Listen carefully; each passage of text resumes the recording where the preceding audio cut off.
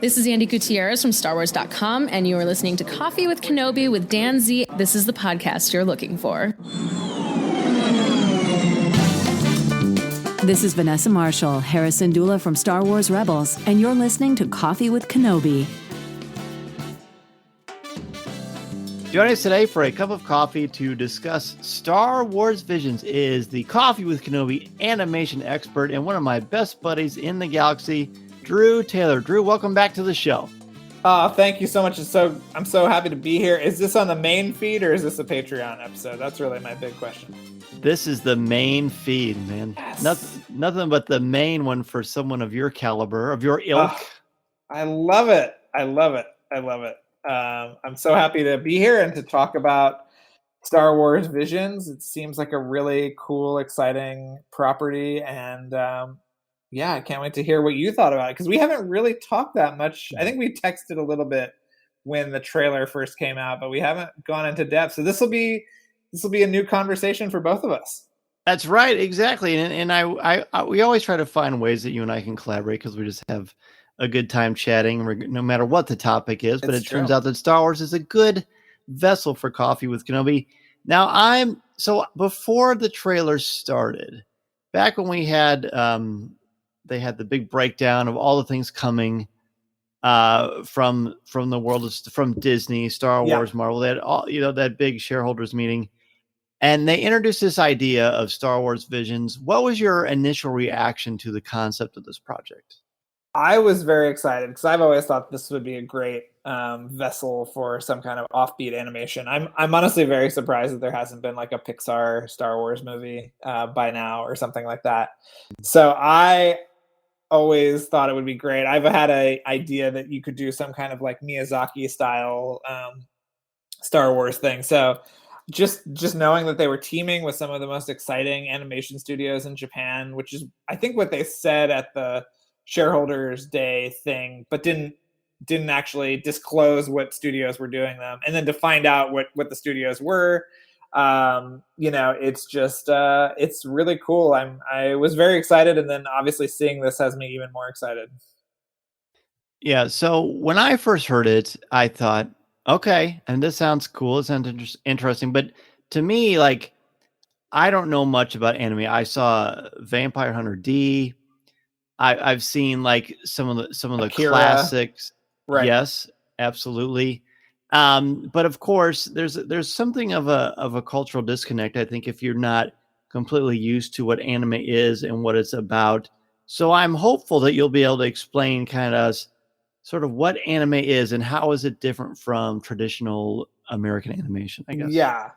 So, I mean, the biggest difference, I guess, in terms of Western versus anime, which is typically Japanese animation, but obviously there are studios in Korea and Singapore and things like that.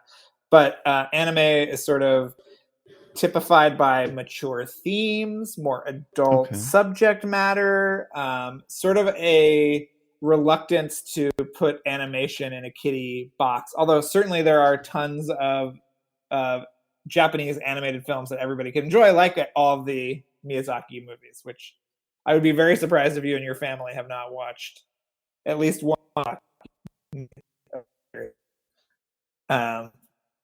But yeah, I mean, this is they treat animation very differently over there, and it's obviously a huge export. I think that this was actually a direct response to Netflix's investment in anime. They have so much anime stuff going on over there. So I think this was sort of Disney never wants to react to anything. They're always the ones setting the bar, but this definitely felt like a reaction to that. Interesting. So anime, you just taught me a lot in a brief amount of time. Anime means more like mature. I thought doesn't mean like Japanese animation, or is it kind of it is Japanese animation, like I said, some other countries, Eastern countries, but their willingness to explore more mature themes, to make more adult programming, is what sets it apart, I would say, from Western animation, which has almost exclusively been for a family audience. Certainly in the theatrical sphere, it's almost exclusively for family audiences. You have things like, once in a while there'll be like a sausage party or something will come out. Yes. But that family Yuletide traditional. Yeah, I know you guys love it.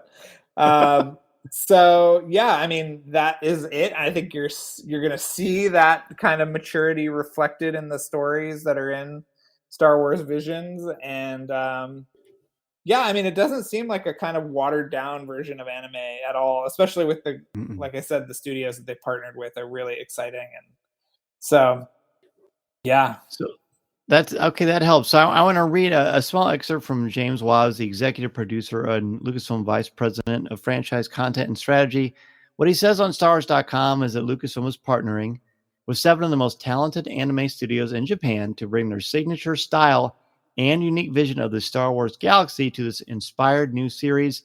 Their stories showcase the full spectrum of bold storytelling found across Japanese animation, each told with a freshness and voice that expands our understanding of what a Star Wars story can be and celebrates a galaxy that has been such an inspiration to so many visionary storytellers. Now, on StarWars.com, they've got the full list.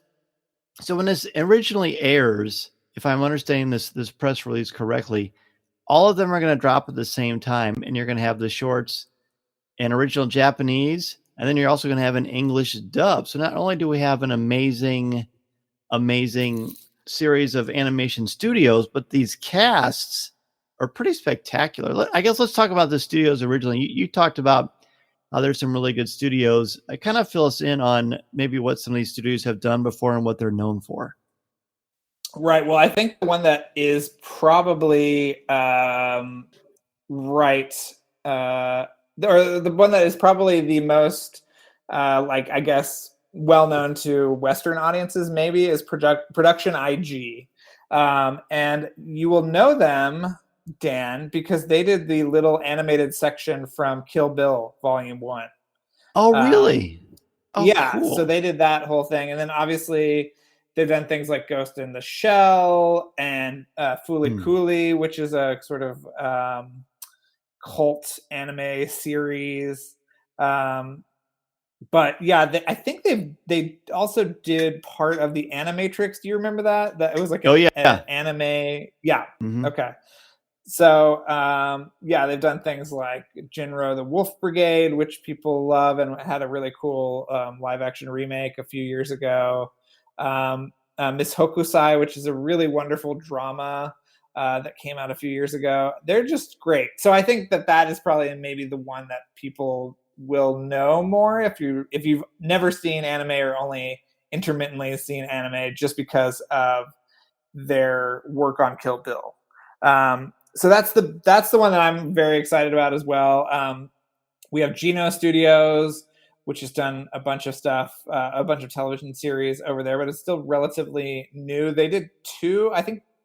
They have a couple of studios, and one studio is doing two of the shorts, which we don't know how long they are yet either, do we? Okay. No, there's no mention. So I don't know. Hopefully they will be longer than the Goofy shorts. I don't know if you tried to watch those. I have, and less painful than the Chip and Dale shorts. Right.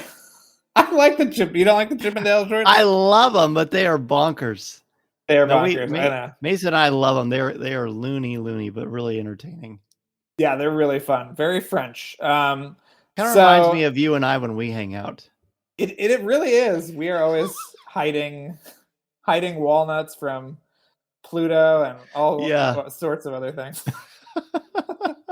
So one of the other studios is Studio Trigger, which has done a bunch of TV shows and movies over there. Most notably, maybe Little Witch Academia, which makes me think they might have done the one with the girl with the kind of half rabbit woman. I was wondering about that. Yeah. Cinema Citrus is another one. They do things like Made in Abyss and Black Bullets, and Science Saru is another one that they really push hand-drawn animation, which I love. and have done a bunch of feature films over there, including The Night is Short, Walk On Girl, which is it won an award at Annecy, and Lou Over the Wall, which if you liked Luca, which I know you did, I did. that might be Loved one it. to seek out. So anyway, those are some of the animation studios bringing Star Wars visions to life. See, I'm so glad that I have you on because you speak this language, my friend. That's why you're the best in the business with this stuff, honestly.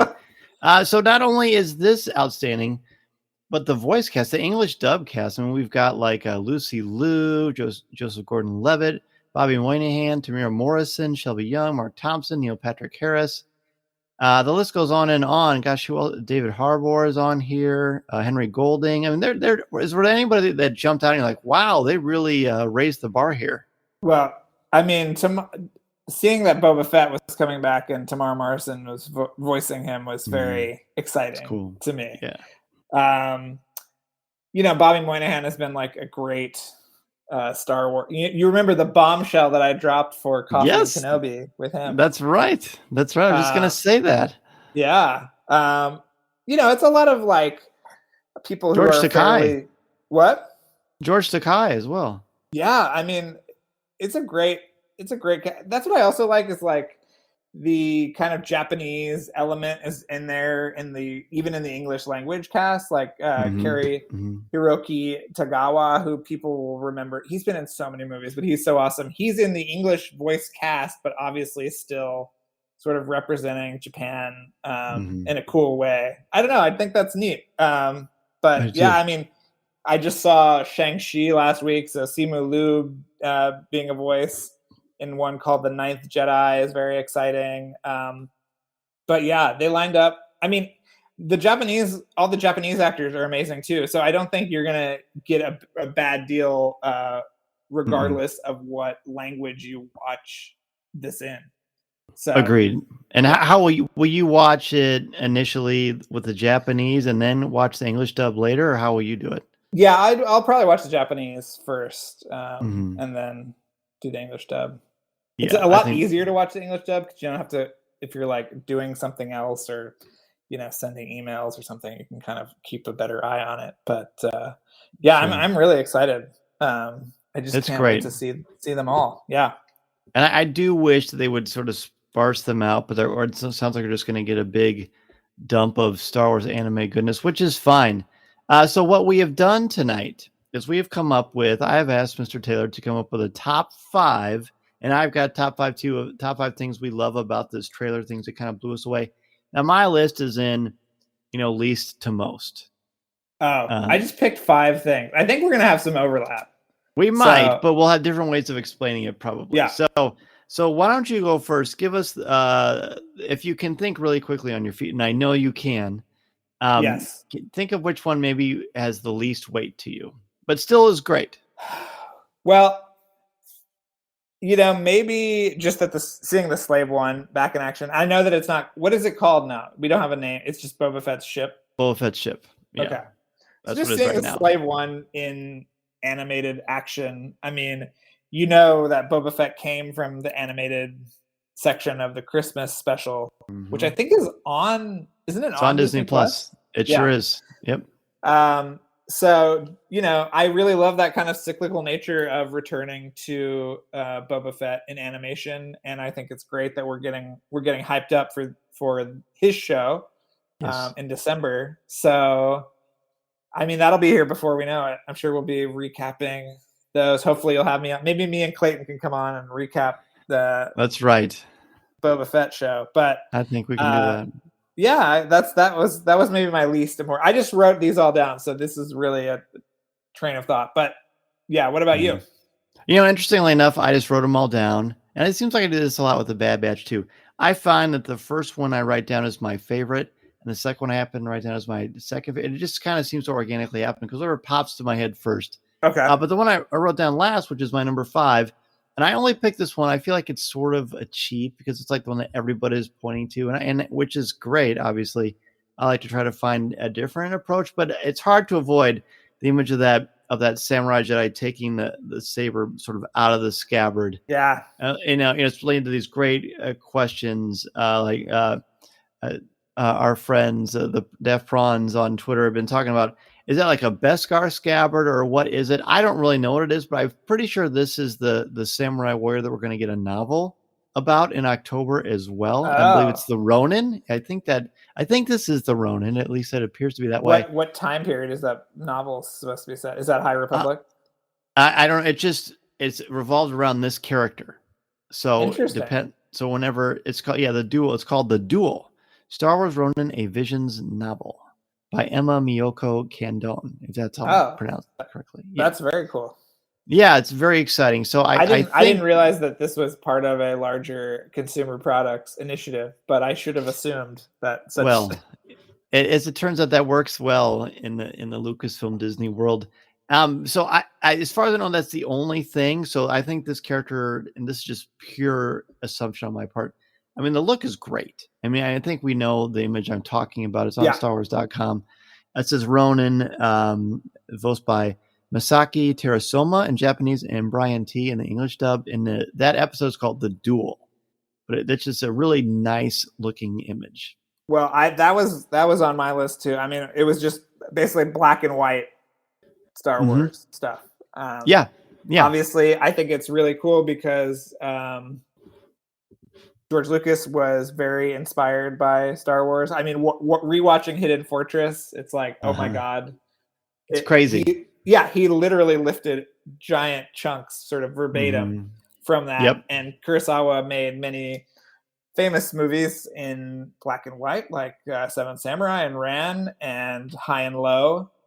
So to see Star Wars in black and white, embracing this kind of Japanese feudal aesthetic, which he was very known for, that just had me really super jazzed. So I will throw my chip in there. That is on my list. So I thought, we could bring it up now, but yeah, that's really your great. Number 4. Yeah, there you go. Yeah. I love it. Well, my number 4, it's the second image in the trailer. It's hard to know how to categorize these things because there's so little we know about them. But the second image in this trailer is it's all black and white. And there's it's clearly some sort of a Jedi or some sort of a Force warrior walking, but it's dynamic. It's very textured and layered. For something that's black and white on a 2D canvas, so to speak. And I don't know. I mean, I could talk literature all day long, but I don't know animation anywhere near as well as you do. I just know when I saw that looked like a work of art. That looked like I was in for some dramatic storytelling. I don't know how you felt about that. Yeah, I love it. That's basically, everything I was just saying. I was just blown away by that look and that feeling. And I actually didn't realize that this stuff was canonically Star Wars-y, but obviously I'm not sure if it is or not. There's a novel, maybe. I don't know. It's hard to say because maybe it'll be a Legends. I don't know. Yeah. That's interesting. It could be somewhere in the vast timeline. I don't know. Yeah. That'll be fun to see. Yeah, it'll be nice to see them freed up a little bit. While we're talking about images, one of the images that I was really struck by was the blaster fire being sort of held by the Force, which we have not seen since Force Awakens, and was really great, wonderful moment at the beginning when they're getting Poe out of that village and all that. But I really love that, and I am so glad to see it again. That's a good one. And is it the same? Because there's a couple images of that. There's another one where it looks like someone is using the Force to hold these stun blasts, like these big blue circles. That was pretty slick too. I didn't make that. Didn't make my list, but it's definitely an honorable mention. Yeah, so cool. Such a great image. This is Vanessa Marshall, and you're listening to Coffee with Kenobi.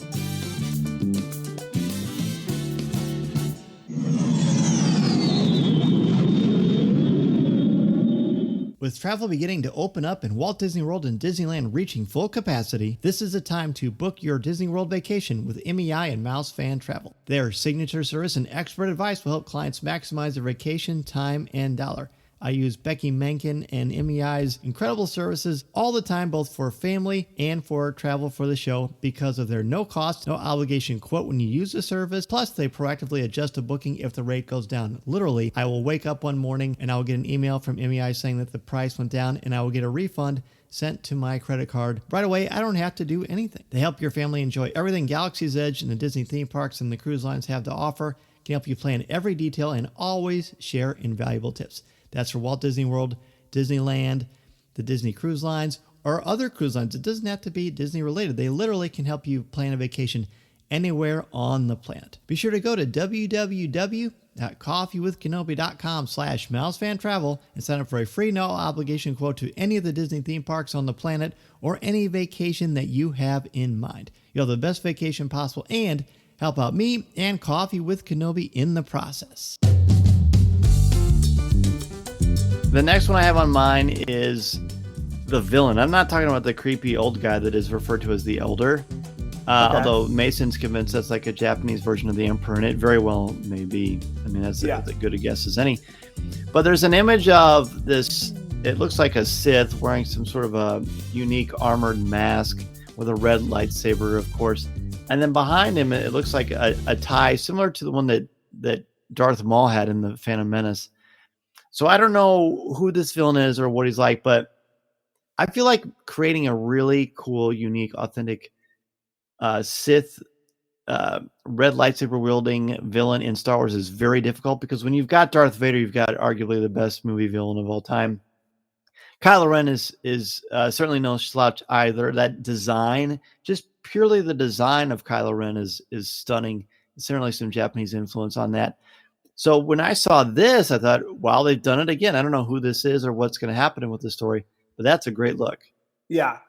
Isn't there one where there's like somebody with multiple red lightsabers and stuff? Yeah. There's like 8. Yeah. That's a very different style. This one looks a little more serious. Okay. I think. Well, I mean, yeah, talking about characters, I think we have to talk about this rabbit girl. Do you know anything about? Okay, go ahead.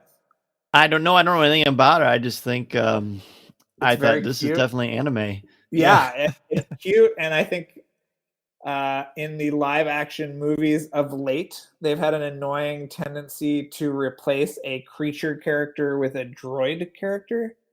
I don't really know why, but you know, in that amazing Rogue One image, there were 2 great creatures that were supposed to be a part of the team that were sort of swapped out by K2. Mm-hmm. I don't know why that is an initiative that is being sort of forged behind the scenes, but it's great to see a creature is what I'm saying, and an alien character, and she looks very adorable, and I'm sure there will be copious amounts of plush and whatever else on the stores of the remaining Disney stores.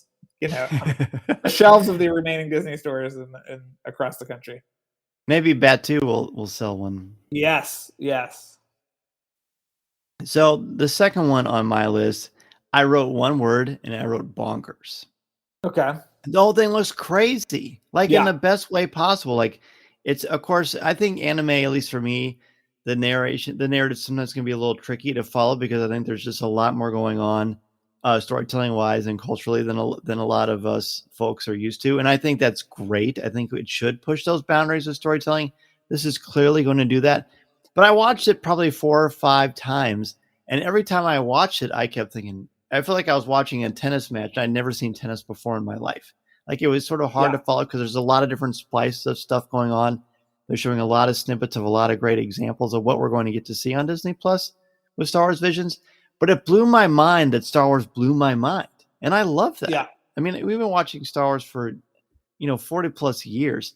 So to see something that seems so fresh and so powerful, but yet you don't really understand what it is. Like, I'm here for something like that. I like that. I like my expectations to be challenged and subverted. And I'm just, that's why it's so high on my list, because I love that. Yeah. I mean, my number one is just that it exists at all. I'm with Oh, you. I cool. think it's amazing that they did this. I think that it's the most exciting looking animation since Gendy's original Clone Wars micro shorts. Mm-hmm. And I think that spirit of unexpected chaos and anything happening is really going to be carried forth in this because, it looks absolutely insane. And I love how little we know about it. I was trying to do some research before the show, and it's like, well, there seems like there's a musical episode on Tatooine set during a pod race. That's like one I think that is happening. But besides that, I have no idea. I mean, it's really amazing to have this thing be a month out basically and not know anything. I think that's really refreshing. I mean, we're so used to the slow drip of information, the Annie Leibovitz pictorial in Vanity Fair, and then the EW cover story, and getting all, and then by the time the movie comes out or whatever, so much about it. And the fact that this is pretty close drop, surprise drop is really, really fun, I think. I agree. I think it's a blast. I mentioned my last one, how it's just bonkers and seems so unfamiliar, but so enchanting at the same time. But my number one is something that's very familiar. There's two images of this box, but the second time they show the box, they slide it open and there's a new design of a lightsaber hilt. I mean, anybody who's ever watched CWK Live or has seen our stuff on Coffee with Kenobi social media, or just talk to me. I love lightsabers. I love lightsaber hilts. I love the designs. I love the aesthetic. I love everything about it. But this felt very sort of had an epic mythological conception about it. The way it slides open, you see it. There's something very mystical about it, like Maz Kanata's castle when Rey finds that lightsaber. I think in The Force Awakens, more than maybe any of the Star Wars movies, they show the lightsaber to be such a mythical talisman. Right. And I'm seeing that in those couple of shots towards the beginning of this trailer. And I thought, cool, even though there's going to be a lot that's going to be unique and different than maybe what we've ever seen in the world of Star Wars, this ties into that mythological archetype of the sacred weapon and how that empowers the hero to take their destiny to a new place. And I love that. Like Excalibur or something. Exactly. Yeah. Exactly. Yeah. And I thought and that I'm was sure great. they'll sell them at Doc Ondar's outpost or whatever. And I will probably be getting one. I think I'm up to 6 legacy lightsabers now. I can see a mini behind you right now. There's a couple of them right there. That's right. Yeah. Well, very good. Anything else you want to add? I mean, we've covered a lot of cool ground here. Was there anything you want to throw in about Star Wars Visions that we haven't discussed yet? No, I mean, I'd love to come back after we've gotten a chance to watch them. That's a good idea. That's, like I said, there's just so much we don't know about it. So, I'm just really excited to kind of dig in. I hopefully we'll get those screeners soon. But I don't know.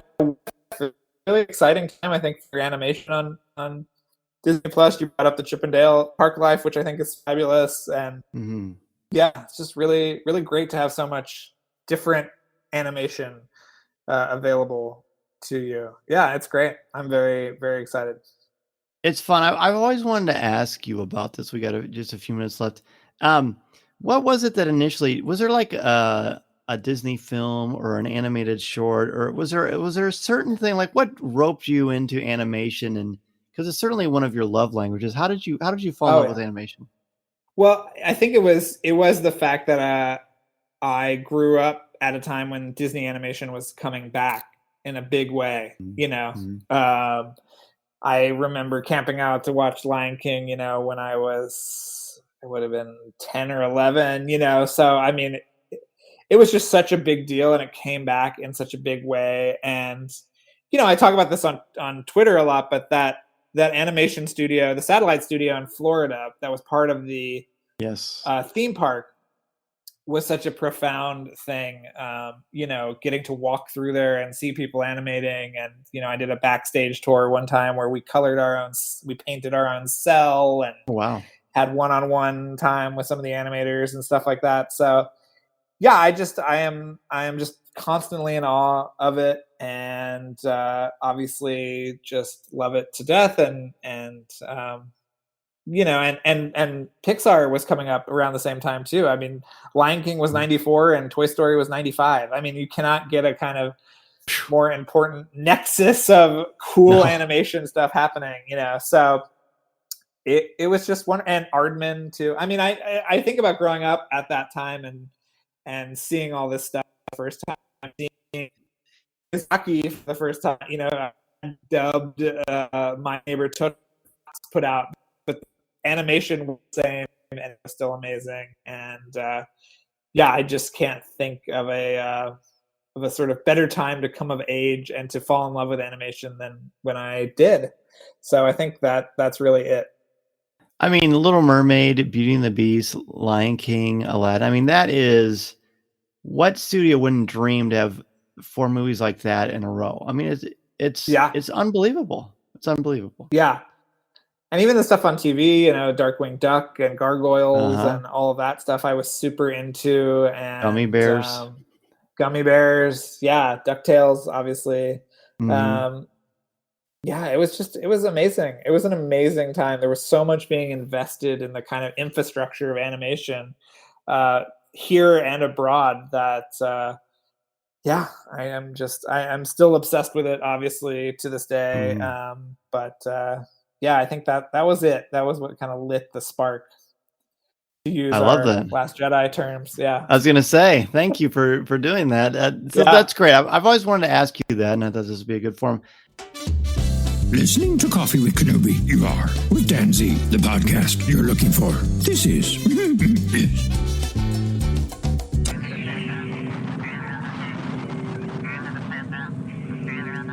As we near the end of the show today, I want to thank each and every one of you for taking time out of your busy schedule to have a cup of coffee with me and for helping to spread the word about our Star Wars family we've got here at Coffee with Kenobi. Be sure to tune in Monday nights at 8 o'clock p.m. Central Standard Time on Facebook Live at www.coffeewithkenobi.com/live or www.facebook.com/coffeewithkenobi and have a cup of coffee, tea, or any beverage of your choosing with me as we continue the conversation.